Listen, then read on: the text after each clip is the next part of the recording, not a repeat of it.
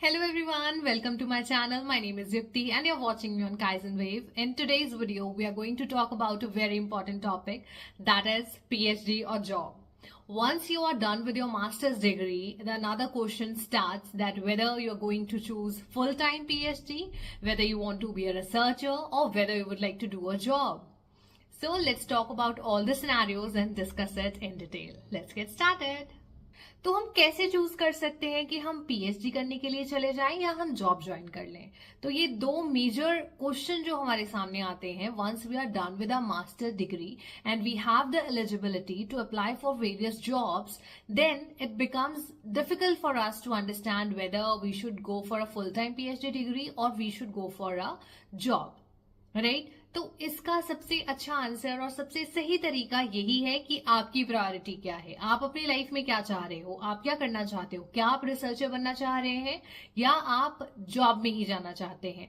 उसके लिए आपकी जो चॉइस है, आप कैसे फोरसी करते हो और how do you see yourself in the coming years, what do you want to pursue further, what is your interest area, ये सारी चीजें डिसाइड करेंगी कि आप क्या करना चाहते हैं। तो सबसे पहले ये आपको जानना है कि अगर आप रिसर्च में जाना चाहते हैं, आप रिसर्चर बनना चाहते हैं या आप एकेडमिक फुलफिलमेंट करना चाहते हैं जो कि एक डॉक्टरल डिग्री है, अगर आप वो हासिल करना चाहते हैं तो आप मास्टर्स के तुरंत बाद पीएचडी में एनरोल हो जाएं।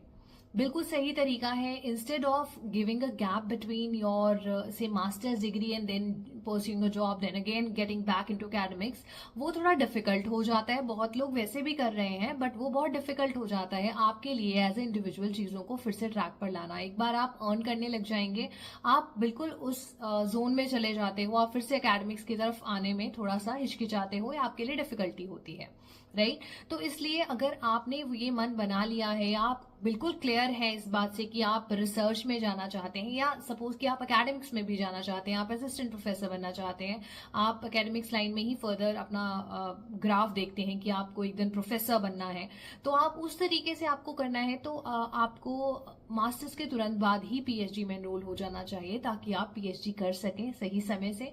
और एक बार आपकी पीएचडी हो जाती है तो आपका एपीआई स्कोर भी बहुत ज्यादा इंप्रूव हो जाता है। एपीआई स्कोर एक ऐसा इंपॉर्टेंट स्कोर है जो आपको जिसकी बहुत आवश्यकता रहती है जब आप अप्लाई करते हो अपने इंटरव्यूज के लिए, असिस्टेंट प्रोफेसर के इंटरव्यूज के लिए वेरियस यूनिवर्सिटीज में या स्टेट यूनिवर्सिटीज में। तो आपका एकेडमिक पूरा जो भी क्रेडिट्स हैं उनके बेसिस पर आपका एक स्कोर बनाया जाता है। अगर आपके पास पीएचडी डिग्री है तो आपके मार्क्स बहुत ज्यादा जंप कर जाते हैं, आप एक हायर उसमें चले जाते हो, ठीक है। तो वो आपके लिए बहुत प्रॉफिट रहता है। तो दैट्स वाई इट्स इंपॉर्टेंट कि आप टाइमली पीएचडी कर लें। अगर आप उसको डिले कर रहे हैं तो वो मतलब दिक्कत की बात है। तो वो आपको दिमाग बनाना है, अपना मन और दिमाग किस तरीके से आप चीजों को सोच रहे हैं, कैसे आप प्लान कर रहे हैं आगे का, उसके अकॉर्डिंगली आप डिसीजन ले सकते हैं।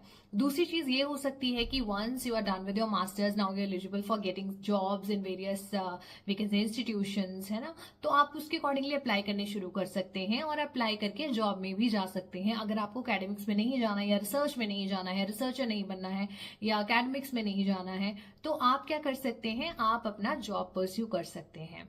But once you are very sure कि आपको इसी लाइन में जाना है, आपको असिस्टेंट प्रोफेसर ही बनना है, तो आपको रिसर्च करनी ही होगी। क्राइटेरिया में जो भी चेंजेस आ रहे हैं, सरकार कभी कहती है कि नेट जरूरी नहीं है, कभी कहती है पीएचडी जरूरी नहीं है, ये जो सारी बातचीत आती रहती है, नोटिफिकेशन आते रहते हैं, जो भी है।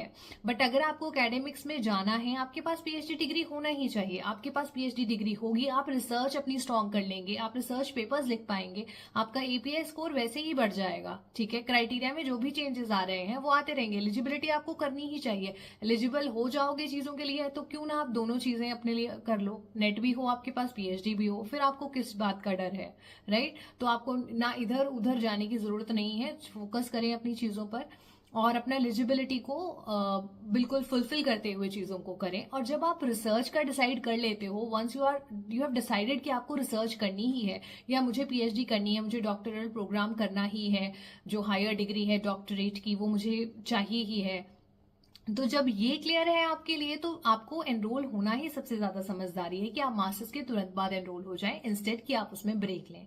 पहले क्या होता था, एमफिल भी होती थी, MPhil was master of philosophy, वो भी की जाती थी। मास्टर्स के तुरंत बाद बच्चे एमफिल करते थे, फिर पीएचडी करते थे, राइट। बट 2021 के बाद से वो डिग्री बंद कर दी गई है। उसका फायदा ये था कि उसमें एक्सपोजर हो जाता था, एक स्मॉल लेवल का एक्सपोजर हो जाता था रिसर्च से, तो फिर कोई पीएचडी में आता था तो उसके लिए बहुत आरामदायक रहता था, राइट। मास्टर्स में क्या होता है, हमारे पास रिसर्च सब्जेक्ट हम पढ़ते हैं मास्टर्स में, बट एक बिल्कुल इनिशियल लेवल पे होता है, बिल्कुल ब्रीफली या बिल्कुल आउटर से एक पर्सपेक्टिव मिलता है उस सब्जेक्ट के बारे में, एक बिल्कुल ऊपर ऊपर से ओवरव्यू मिल जाता है, राइट। इन डेप्थ रिसर्च नहीं कर पाते क्योंकि टाइम कंस्ट्रेन भी होती है, और हमारा जो हमारे प्रोग्राम्स हैं जो अलग अलग हम बात कर सकते हैं एरियाज के, वो उस तरीके से नहीं प्लान किए गए हैं कि रिसर्च स्पेसिफिक ही मास्टर्स में चीजें कराई जाए, राइट। अनटिल और अनलेस आप रिसर्च में इंटरेस्टेड नहीं है तो आप फर्दर उसको परस्यू करके ही आगे कर सकते हैं। ऐसा नहीं है कि आप मास्टर्स में आपको इतना एक्सपोजर मिल जाएगा तो कि आप बहुत अच्छे हो जाएंगे रिसर्च में, राइट। तो इसलिए जब आप मास्टर्स के तुरंत बाद पीएचडी में जा रहे हैं तो आपके लिए बहुत अच्छा लर्निंग प्रोसेस है। उसी में आप जब आपका कोर्स वर्क होता है इनिशियल 6 मंथ्स में, जब आपको पढ़ाया जाता है, फिर आप उस रिसर्च को इम्प्लीमेंट करते हो आगे अपने रिसर्च में।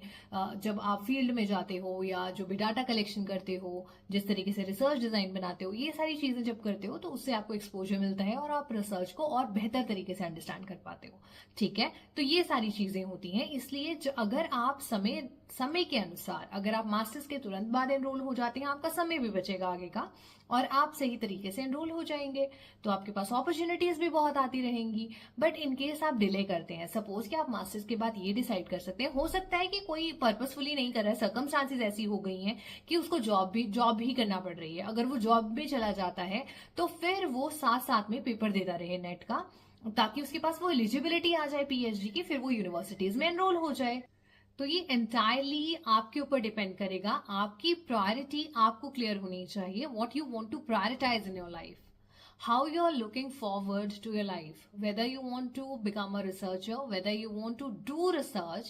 It's not only ki once you're done with your PhD degree, then the only thing that you can do is you can become an assistant professor. You are having more things to do. आप researcher भी बन सकते हैं, full time researcher। बहुत सारी research assistant की vacancies निकलती हैं, बहुत सारे projects होते हैं जहाँ पे आप head research कर सकते हैं, head researcher बन सकते हैं।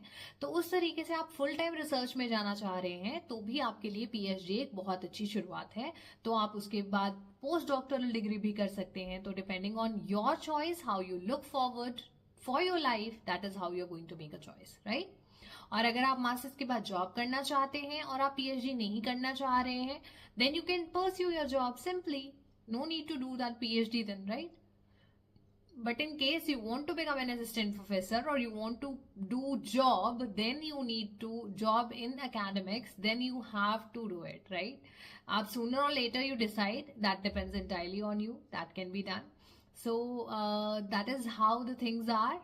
I hope you have got something interesting from this video and you have understood, you have got an answer to the question. And that's all in this video. Stay tuned and keep watching. We'll meet up in the next video. Stay tuned. Bye bye.